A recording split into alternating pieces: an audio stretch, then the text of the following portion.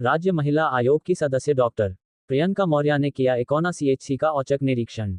Emergency ward, प्रसव कक्ष और दवा स्टोर का लिया जायजा, स्वच्छता व्यवस्था पर दिया विशेष जोर। इकोना, श्रावस्ती। उत्तर प्रदेश राज्य महिला आयोग की सदस्य डॉक्टर प्रियंका मौर्य ने मंगलवार को सामुदायिक स्वास्थ्य केंद्र सीएचसी इकोना का औचक निरीक्षण किया। इस दौरान उन्होंने इमरजेंसी वार्ड, प्रसव कक्ष तथा दवा स्टोर का गहन निरीक्षण कर वहां की व्यवस्थाओं का जायजा लिया। निरीक्षण के दौरान डॉक्टर मौर्य ने कहा कि स्वास्थ्य सेवाएं सीधे जनता के जीवन और स्वास्थ्य से जुड़ी होती हैं, इसलिए इनकी गुणवत्ता में कोई समझौता नहीं होना चाहिए। उन्होंने विशेष रूप से साफ सफाई व्यवस्था कहा कि अस्पताल परिसर में स्वच्छता सर्वोच्च प्राथमिकता होनी चाहिए। उन्होंने निर्देश दिया कि परिसर की नियमित सफाई कराई जाए और इसकी मॉनिटरिंग सुनिश्चित की जाए। उन्होंने इमरजेंसी सेवाओं, दवा वितरण प्रणाली और प्रसव कक्ष की व्यवस्थाओं को संतोषजनक बताया। निरीक्षण के दौरान उन्होंने अस्पताल स्टाफ से संवाद स्थापित कर उन्हें मिलने वाली चुनौतियों और संसाधनों की जानकारी प्राप्त की।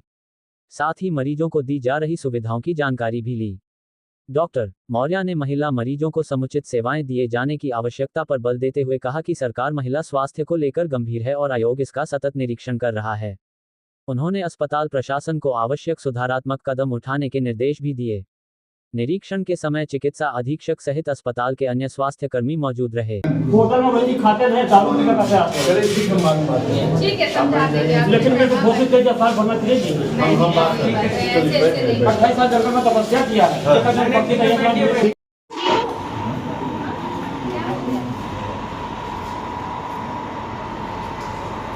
देखो हाथ नहीं लो, वो क्या था?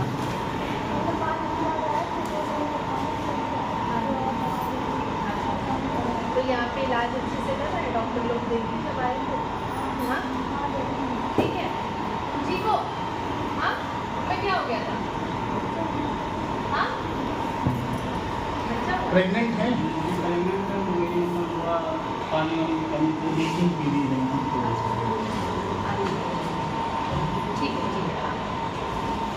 आएगी। आज यहाँ पर सीएचसी पहुँची हैं इकोना, क्या व्यवस्थाएं यहाँ पर सुचारू बनी, क्या बहुत बढ़िया व्यवस्थाएं हैं और बहुत अच्छा लगा मुझे यहाँ पे आकर के। अभी मैं डिस्ट्रिक्ट हॉस्पिटल भी गई थी और भिनगा में जो कि है वहाँ पे भी बहुत इनिशिएटिव लिया जा रहा है डॉक्टर्स के द्वारा कि मरीज़ों को बेहतर से बेहतर सुविधाएं दी जा सकें।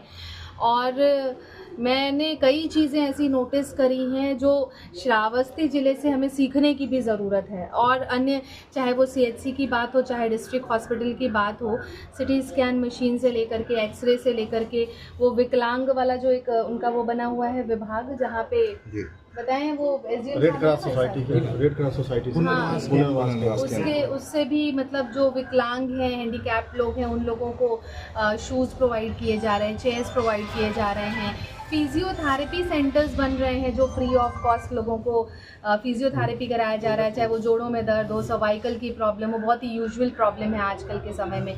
तो इतनी बढ़िया सुविधा मैं देख रही हूँ, एसी लगा हुआ है, पानी आरओ का सबको मिल रहा है, साफ़ सफाई भी बढ़िया है। तो बहुत बढ़िया विज़िट रहा मेरा ये सीएचसी का, इकोना का भी जो मैंने देखा। कल मैंने भिनगा का जो सीएचसी है वहाँ का भी निरीक्षण किया था, वो थोड़ा संतुष्टजनक नहीं मैंने पाया, तो उसकी मैंने शिकायत भी करी है सीएमओ सर से। आई बिलीव कि बहुत जल्दी वहाँ पे परिवर्तन हो, क्योंकि बेसिक जो चीज़ है वो है साफ़ सफाई। क्योंकि अस्पताल में लोग आते हैं बीमारियों से बचने के लिए और गंदगी की वजह से तमाम बीमारियाँ होती हैं। तो मुझे लगता है कि जो सुविधाएं यहाँ पे दी जा रही हैं शासन प्रशासन के द्वारा, बहुत ही सराहनीय है। मैडम, कल एक बात आपने कही थी। देखिए, आज हमने जिला अस्पताल में कन्या का जन्मोत्सव भी मनाया। जन्मोत्सव मनाने के पीछे उत्तर प्रदेश में माननीय योगी आदित्यनाथ जी की सरकार है और पर्सपेक्टिव यही है कि जो लिंगानुपात है उसको बढ़ाया जा सके, जो फीमेल बच्चियां हैं उनको जीवन मिल सके।